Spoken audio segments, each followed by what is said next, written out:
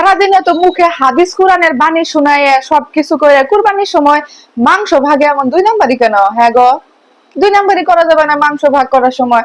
মাংস ভাগ যার যেমন রেশিও তেমন করতে হবে। আবার আত্মীয় স্বজনের ভাগ, এক ছেলের বউকে বেশি দিবেন, আরেক ছেলের বউকে কম দিবেন, মাইয়ার বাড়িতে বেশি পাঠাবেন, মাইয়ার জন্য আলাদা করে কলিজা রাখবেন, মাইয়ার জন্য কত কিছু রাখবেন পছন্দের পছন্দের। ছেলের বউটা আবার কি দোষ করছে? না গো না, চাচিরা খালারা এরকম করা যাবে না। সবার হক সমান, সব আত্মীয় স্বজনের হক সমান, ছেলে মেয়ের হক সমান। শুধু কি মেয়েরে দেখলে হবে? না না, তা হবে না। মেয়েরে দেখলে হবে না, ছেলের বউকেও একটু দেখতে হবে। আর যা যেগুলো আছেন, এই যে বড় যা গুলা কুরবানির সময় বেশিরভাগ মাতাব্বরি করেন। এত মাতাব্বরি কিসেরে?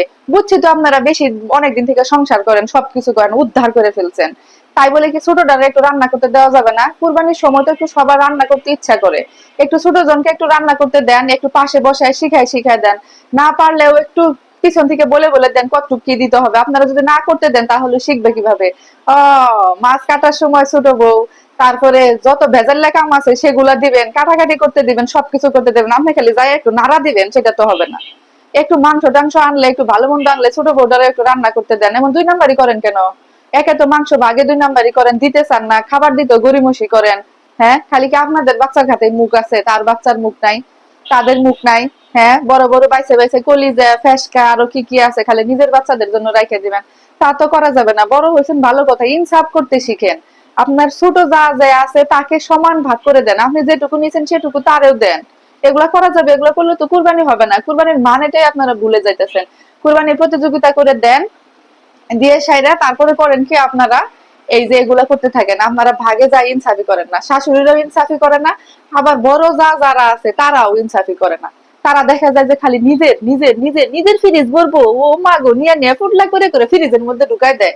না, এটা তো করা যাবে না। সমান সমান ভাগ না করলে তো কুরবানি হবে না। কুরবানির যা আসল উদ্দেশ্য সেটাই তো হবে না। সেটা একটু করতে শিখুন আপনারা। কেন আপনারা এরকম 2 নাম্বারই করেন আমার মাথায় ধরে নেই। যুগের পর যুগ ধরে সুটফুট করে সেরা আপনারা, যাদের ক্ষমতা বেশি, যাদের জোর বেশি পরিবারের মধ্যে, তারা করেন কি মাংসগুলো হাতায় নেন। এটা করা যাবে না। এটা না করে সেটা সবাই মিলেমিশে করেন। নয় 2 পিস টুকরা কমই খাইলেন, নয় 1 কেজি মাংস কমই খাইলেন, না হয় 5 কেজি মাংস কমই খাইলেন। কি হবে একটু কম খাইলে? উপরে যায় জবাব দিতে হবে না? হ্যাঁ, মুখে তো বড় বড় হাদিসের বুলি আওড়ায় একদম উল্টায় ফেলেন। কাজে কর্মে কে এরকম করেন গো? হ্যাঁ, কাজে কর্মে তো এরকম 2 নাম্বারই করলে চলবে না। সবারই সমান সমান ভাগ করে দিতে হবে। আবার কতগুলো নুন আঁশ আছে, নুন আঁশটা করে কি? এক ভাইয়ের জন্য কম দেন, আরেক ভাইয়ের জন্য বেশি দেন। এক ভাইয়ের জন্য রাখেন, আরেক ভাইয়ের জন্য রাখতে মনে থাকে না। না, এরকম করলে চলবে না। আপনারা একটু মন মানসিকতার পরিবর্তন করেন। আমার কথাগুলো অনেকেও খারাপ লাগলেও কিন্তু ভিতরে ভিতরে আপনারা এগুলো করে থাকেন।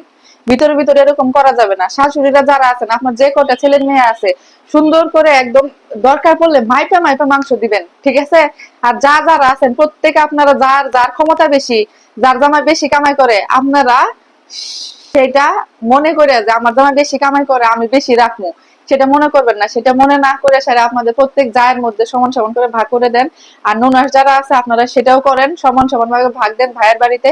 আর ভাই যারা আছেন তারা সব বোনের বাড়িতে সমান সমান করে ভাগ দিয়ে দেন, ঠিক আছে? কাউকে কম কাউকে বেশি, এভাবে করে ঠকাইলে কেউ যদি মনে কষ্ট নেয়, কুরবানি তো হবে না, হবেই না। মাঝখান থেকে আরো পরকালে যায় জবাবদিহি করতে হবে, আপনার নিজেকে জবাবদিহি হইতে হবে। সেটা আর তো দরকার নাই, তাই না?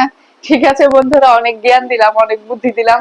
এই সব পরিবারের মধ্যে অনেক ভুক্তভোগী শিকার, অনেক ভুক্তভোগী আছে যারা এসে বলবেন যে হ্যাঁ আপা ঠিক বলছেন, আপনি জ্যোতিষী নাকি? আমি জ্যোতিষী কিনা জানি না, তবে অভিজ্ঞতা থেকে শেয়ার করলাম, এগুলো হয়ে থাকে।